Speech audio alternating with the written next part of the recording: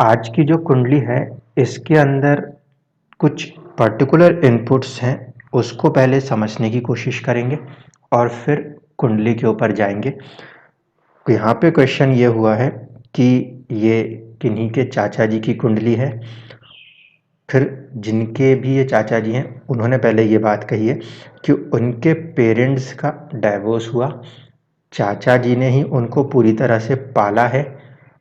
अब वो कंज्यूम करने लगे हैं अल्कोहल, और इस प्रॉब्लम से निकलने के लिए ऐसा लगता है कि कोई पार्टनर होगा। तो क्या कोई लक है जो कि पार्टनर को ला सके, जिसके कारण कि जो हेल्थ इश्यूज या अल्कोहल कंजम्पशन है इसको रोका जा सकता है।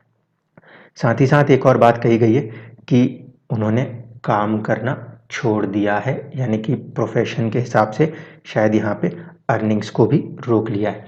तो अर्निंग्स को क्यों रोका है मैं पहले इसका जवाब तो कुंडली से दे दूंगा, लेकिन अब जो हमारे पास इनपुट्स हैं पहले इसको समझिएगा। और जिन्होंने भी ये क्वेश्चन किया है मैं उनसे पहले क्लियर कर दूं कि आज कुंडली से ज़्यादा मेरा इंट्यूशन बोलेगा, क्योंकि जो चीज़ आपने इनपुट में दी है वो एक लेवल ऑफ इंट्यूशंस क्रिएट कर रही है, उसको लेकर ही मैं पूरी की पूरी कुंडली को रीड करने वाला हूँ। देखिए, सबसे पहली कंडीशन ये बताई गई है कि जो भी जातक या जातिकाएं हैं जिनके कि ये चाचा जी हैं, उनके पेरेंट्स का डिवोर्स हुआ है और इन्हें पालना के लिए चाचा जी आगे आए हैं। तो पहली कंडीशन ये कि जो भी हैं ये जातक हैं या जातिकाएं हैं, जब इन्हें पालने की बारी आई है तो लाइफ ने तो एक पोजीशन दिखाई है कि कहीं ना कहीं मैरिज कर लें, पार्टनरशिप हो जाए और फिर किसी बच्चे को पालें, लेकिन परिस्थिति ये नहीं दिखा रही। जो सिचुएशन है वो इसके बिल्कुल ही विपरीत जा रही है। ठीक है, पहली चीज़ तो ये बनेगी एक इंट्यूशन की। दूसरी चीज़ ये बनेगी, एक ड्यूरेशन तक तो इंसान ने अपने आप को किसी तरीके से चीज़ों के बाहर रखा हुआ है, और उसके बाद एक वक्त आने के बाद इंसान अकेलेपन में भी जा रहा है और ड्रिंकिंग में भी जा रहा है। ठीक है, जो आपका पहला पॉइंट वहाँ पर है कि उन्होंने जो जॉब है, वर्किंग है, उसको छोड़ दिया है, इसको मैं सबसे पहले समझाता हूँ। फिर कुंडली के अंदर चलेंगे, कुंडली में क्या चीज़ें दिखती हैं। एक बात को ध्यान रखिएगा, यहाँ पे कुंडली से ज़्यादा जरूरी आप खुद होंगे जिन्होंने ये प्रश्न किया है। जैसे कि अगर याद हो तो मैंने जब किसी की हेल्थ में रिकवरी की बात हुई थी तो मैंने कहा था कि बच्चे को सिर में चोट लगी है, बच्चे में कैपेसिटी है, मदर को हेल्प करनी पड़ेगी उसे रिकवर करने में। उसी तरीके से यहाँ पे क्या चीज़ है इसको देखेंगे कुंडली से। रिकवरी आपको करानी है, इसलिए वीडियो थोड़ा लंबा है, चीज़ों को समझ लीजिएगा। अगर कोई डाउट आए तो फिर पूछ लीजिएगा। चलिए अब शुरुआत करते हैं। सबसे पहला क्वेश्चन सीधे ये लिख लेते हैं कि क्यों कहीं ना कहीं जॉब क्विट हुई है। ठीक है, तो सीधे हम दशा में चलते हैं। दशा जो है हमें 2020 के बाद से 2027 तक केतु की नज़र आती है। केतु जो है वो 12वें भाव में बैठे हैं। ठीक है, दुनिया के लिए 12वें भाव का केतु बहुत अच्छा माना जाता होगा किताबों में, लेकिन मोक्ष दिया जाता है, बस इतना लिखा है। अब मोक्ष किसी भी चीज़ से दे सकते हैं। केतु जो हैं वो बैठे हुए हैं 12th हाउस में, तो 12th हाउस के स्वामी की तरह प्रभाव करेंगे। केतु की दशा बेसिकली डिटैचमेंट दर्शाती है, किसी भी चीज़ से डिटैच होने की कोशिश ये केतु दर्शाता है, श्योर शॉट है। ठीक है, केतु क्योंकि बैठे हुए हैं किसकी राशि में, सूर्य की राशि में। फल कहाँ पे जाएगा, फल जाएगा कहीं ना कहीं सूर्य की तरफ। ठीक है, सूर्य कहाँ बैठे हैं, आपके कमाई के घर में, अर्निंग्स के हाउस में। इसीलिए केतु की इस दशा का जो प्रभाव रहने वाला है वो कहीं ना कहीं किसी ना किसी रूप में आपके जो अर्निंग्स हैं उसको इम्पैक्ट करेगा, और इसने ये कर दिया। ठीक है, इस वजह से एक पीरियड के अंदर उन्होंने कहीं ना कहीं, मुझे ऐसा लगता है कि काम को बंद किया हुआ है। इसके साथ साथ अब बाकी कुंडली की तरफ पहले चलते हैं। क्या वो कारण बन रहे हैं जिसमें कि मैरिज नहीं हुई है, लेकिन मैं आपको बोल दूं कि इंसान की मैरिज बिल्कुल वैसे ही हुई है जैसे कि मीराबाई की शाम से हुई थी। कैसे, अब इसको देखने की कोशिश करते हैं। सबसे पहले अगर हम देखें तो जो आपका फर्स्ट हाउस है उसके मिड पॉइंट लॉर्ड बनते हैं, वो बनते हैं चंद्रमा, क्योंकि हस्त नक्षत्र आ रहा है। इस कुंडली में चंद्रमा जो हैं वो मैलेफिक हैं, बहुत ज़्यादा नेगेटिव प्लैनेट हो जाएंगे। क्यों होंगे ऐसा, इसको भी देखिए। क्योंकि ये जो है सूर्य इससे जस्ट एक घर पीछे है। जो तिथि आ रही थी वो कहीं ना कहीं अगली ही 1-2 तिथि में अमावस्या आने वाली थी। जब भी चंद्रमा सूर्य से जब भी चंद्रमा सूर्य से 3 घर की दूरी के आसपास होगा तो वहाँ पे हम उसके मानेंगे कि वो क्षीण है, उस पे छोटा सा चंद्रमा है, क्योंकि उसके ऊपर प्रकाश नहीं है। इसीलिए यहाँ पे चंद्रमा जो है वो कोई पॉजिटिव प्लैनेट के तौर पे काउंट नहीं कर सकते, भले वो 11th हाउस के लॉर्ड हों, तो इनको मैलेफिक काउंट किया जाएगा, पहली चीज़। दूसरी चीज़ कि इसमें मैरिज होने के पूरे चांसेस दिखाई देते थे। यहाँ पे हम देखें 7th हाउस का स्वामी जो है वो 7th हाउस को देख रहा है, 8th हाउस का स्वामी भी अपने ही घर में बैठा है। ये ज़रूर है कि क्योंकि ये अपने से 8वें गए हैं तो देरी से होता, ठीक है, यहाँ तक तो चीज़ें दिखाई देती थी।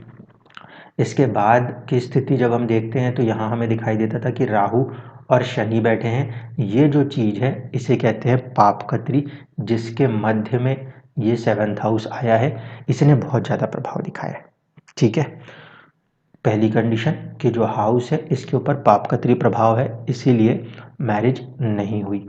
अब एक बार जो मैं हाउस के मिड पॉइंट्स को लेके चलता हूँ उसको लेके चलने की कोशिश करते हैं, तो हमें ये दिखता है कि 7th हाउस का जो मिड पॉइंट है वो बुध के पास है। बुध राहु केतु एक्सिस में चला गया, यानी कि पार्टनरशिप करने की जो आत्मा है, आत्म इच्छा है, वो मर चुकी। पहली कंडीशन राहु केतु एक्सिस के कारण। दूसरी चीज़ जो यहाँ पे देखने को मिल रही है वो ये कि 8th हाउस का जो मिड पॉइंट बन रहा है वो शुक्र के पास गया है, ठीक है। और शुक्र की जो स्थिति है वो भी कोई बहुत अच्छी नहीं कही जा सकती। इसलिए कहीं ना कहीं लाइफ में कुछ ऐसा हुआ है जिसने कि इन चीज़ों को या शादी ना करने की एक बहुत स्ट्रॉन्ग फीलिंग दे दी है, और वो स्ट्रॉन्ग फीलिंग ही जिम्मेदार है मैरिज को रोकने के लिए। वरना तो आप पूरी कुंडली में खोजते रह जाएंगे कि मैरिज हुई है। जैसे मैंने कहा कि मैरिज इस तरीके से हुई है कि कोई फंक्शन नहीं है, लेकिन जैसे मीराबाई ने श्याम के प्रति अपने प्रेम को लगा रखा है, इंसान ने किसी के प्रति अपने प्रेम को लगा के रखा हुआ है। अब चलते हैं शुक्र की स्थिति देख लेते हैं, जो कि कारक होता है। शुक्र एक तो चंद्रमा से पीड़ित हो जाएंगे, क्योंकि चंद्रमा मैलेफिक हो गए, क्षीण हो गए।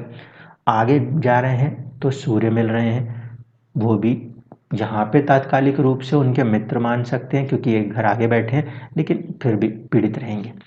दूसरी चीज़ कि मंगल की 8वीं दृष्टि से शुक्र पीड़ित है, शनि की तीसरी दृष्टि से शुक्र पीड़ित है, और राहु के 5वीं दृष्टि से भी शुक्र पीड़ित है, ठीक है। इसका बिल्कुल क्लियर इंडिकेशन है कि 3 क्रूर ग्रह तो आपको सीधे दिख रहे हैं और एक मैलेफिक है, ये चंद्रमा। ये 4 ग्रहों से सीधे सीधे शुक्र पीड़ित है, और शुक्र के पास कोई भी पॉजिटिव चीज़ आती हुई नज़र नहीं आ रही। इसीलिए यहाँ पे जो शुक्र जो कि कारक थे उनका खराब हो जाना बहुत ज़्यादा प्रॉब्लम दे रहा है, जिसने कि एक मन बना दिया कि अब तो मुझे ये करना ही नहीं है।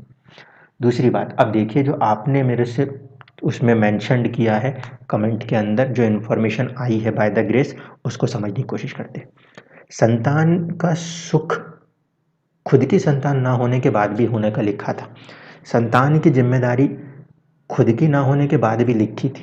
कैसे लिखी थी, यहाँ पे अगर देखें तो ये 5th हाउस के स्वामी बनते हैं शनि, जो कि नीच राशिस्थ हो जा रहे हैं, ठीक है। और नीच राशिस्थ होने के साथ साथ कहीं ना कहीं केतु की दृष्टि में आ रहे हैं, जिसकी वजह से पीड़ित होंगे। ये वो केस है जिसे हम काउंट करते हैं किस तरीके से, विपरीत राजयोग की परिस्थिति। विपरीत राजयोग किस में बन रहा है, अब देख लीजिए। मैंने कहा था कि जब भी विपरीत राजयोग आएगा तो जिंदगी में कुछ ना कुछ खराबी जरूर मिलेगी।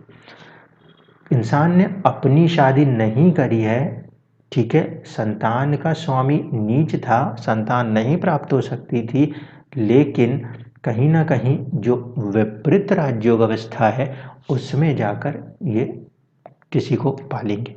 ठीक, अब यहाँ पे कहानी वही है कि ठीक है, आप जब इनके साथ जुड़े तो आपके भरण पोषण के लिए भी तो इनके पास एक अपॉर्चुनिटी बननी चाहिए थी कि मैरिज कर ले।